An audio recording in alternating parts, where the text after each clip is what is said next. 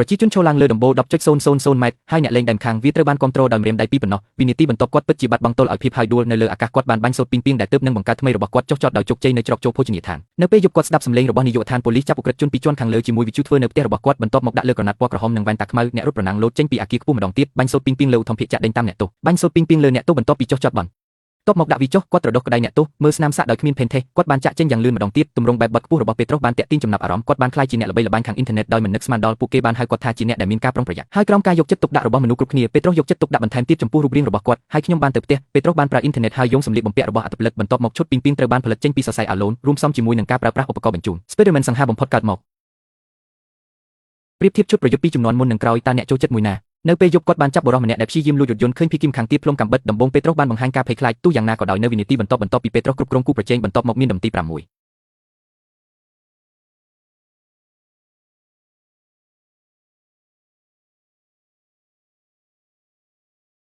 ពេត្រុសរមៀលដៃអាវរបស់គាត់នេះមិនមែនជាឃាតករដែលគាត់កំពុងស្វែងរកនោះទេហើយនោះជាពេលដែលប៉ូលីសមកដល់ទីនេះប៉ុន្តែចង្អុលកាំភ្លើងទៅពេត្រុសក្រឡុកហើយចាប់កាំភ្លើងខ្លីគ្រាន់តែបន្ទាប់មកប៉ូលីសកាន់តែច្រើនបានមកដល់ពេត្រុសងាកហើយរត់ចេញប៉ុន្តែអ្វីដែលគាត់មិនបានដឹងគឺគាត់បានចាប់ឧក្រិដ្ឋជនដោយខ្លួនឯងវាបានធ្វើឲ្យអាម៉ាស់ដល់នាយកដ្ឋានប៉ូលីសទាំងមូលអ្វីដែលអាក្រក់ជាងនេះទៅទៀតនោះគឺនាយកនៅតែជាឪពុកក្មេករបស់ខ្លួនលើកទី1ដែលពួកគេបានជួបអ្នកទាំងពីរបានឆ្លោះប្រកែកគ្នាជាមួយ Spiderman ហើយយើងបានបញ្ចប់ការប្រយុទ្ធមិនល្អសូមបីតែមិត្តស្រីរបស់គាត់ឈ្មោះ Gun ក៏មិនយល់ដែរហេតុអ្វីបានជាពេត្រុសដែលតែងតែមានសុភាពរាបសារនិងចិត្តល្អត្រូវជួបការលំបាកជាមួយឪពុកសប្តាហ៍ថ្ងៃនេះវាមិនមែនរហូតដល់សកម្មភាពរបស់ពេត្រុសដែលការសង្ស័យទាំងអស់របស់ Gun ត្រូវបានពន្យល់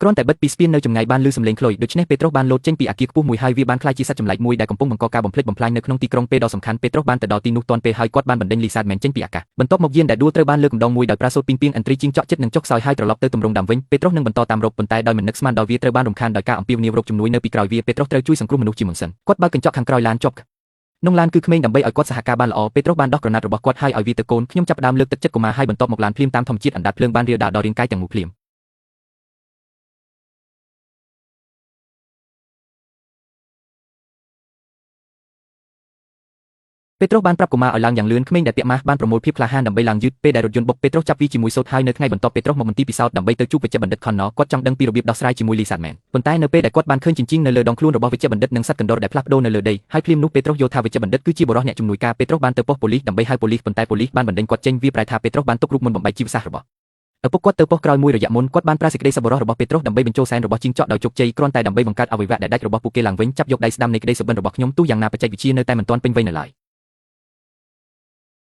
វេជ្ជបណ្ឌិតមិនត្រឹមតែឆាប់ខឹងប៉ុណ្ណោះទេហើយស៊ីមបានផ្លាស់ប្ដូរយ៉ាងខ្លាំងនៅទីនេះពេត្រុសចេញពីស្ថានីយ៍ហើយគាត់បានឃើញជីងចក់តូចទាំងនេះលូនចេញពីលូចាប់យកការយកចិត្តទុកដាក់របស់គាត់ដូច្នេះគាត់ក៏ចុះទៅលូដើម្បីរកឲ្យឃើញពេត្រុសនៅតែបាញ់សូត្រពីងពីងនៅជុំវិញមិនយូរប៉ុន្មានស្ដេចមួយត្រូវបានបង្កើតឡើងកាមេរ៉ាមួយត្រូវបានបង្កើតឡើងដើម្បីចាប់យកភស្តុតាងហើយជំហានបន្ទាប់គឺត្រូវរងចាំដោយស្ងៀមស្ងាត់គ្រាន់តែបន្ទាប់មកបណ្ដាញពីងពីងទាំងមូលរញ្ជួយយ៉ាងខ្លាំងគ្រាប់កាំភ្លើងធូបរាប់មិនអស់បានលូនមករកគាត់ភ្លាមនោះពេត្រុសបានប្រុងមានរដីប៉ុន្តែបុរសជីងចក់ភ្លាមបានបង្ហាញខ្លួនពីខាងក្រោយគាត់ទើបតែបានធ្វើវាដោយសារតែភាពខុសគ្នានៅក្នុងកម្លាំងពេត្រុសមិនអាចរើចេញបានមួយផ្លែតទីបំផុតវាត្រូវបានចាក់ដោយក្រញាំមុតស្រួចឆ្លងកាត់ទ្រូងប្រាសាទសំខាន់ពន្លឺកាមេរ៉ាម្ដង